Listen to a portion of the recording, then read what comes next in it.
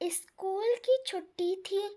سمرا، بسمہ اور فاطمہ نے سوچا کچھ کھیلتے ہیں۔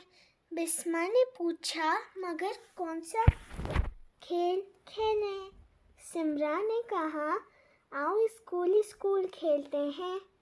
سمرا مس بن گئی اور فاطمہ اور بسمہ کو پڑھانے لگی۔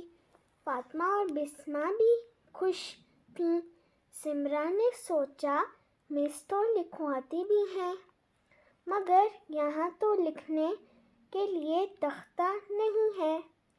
ایسا کرتے ہیں دیوار پر لکھتے ہیں۔ سمرا نے دیوار پر لکھا الف ب پ۔ اتنے میں امی آ گئیں۔ امی بولی ارے یہ کیا ساری دیوار خراب کر دی، چلو مٹاؤ اسے۔ سمرا دیوار صاف کرنے لگی۔ بسمہ اور فاطمہ نے بھی اس کی مدد کی۔ ابو نے بھی دیکھا اور مسکرانے لگے۔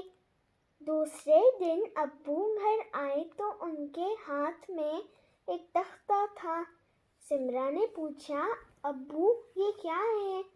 ابو نے کہا یہ تختہ ہے، تم اسکول ضرور کھیلو مگر اس تختے پر لکھو، دیوار پر نہیں، اس سے گھر گندا لگتا ہے۔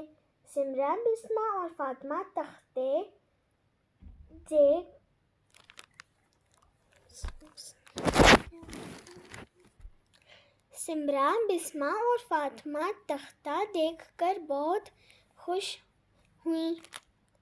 تینوں نے مل کر ابو کو شکریہ کہا اور اسکول کھیلنے لگیں۔ شکریہ۔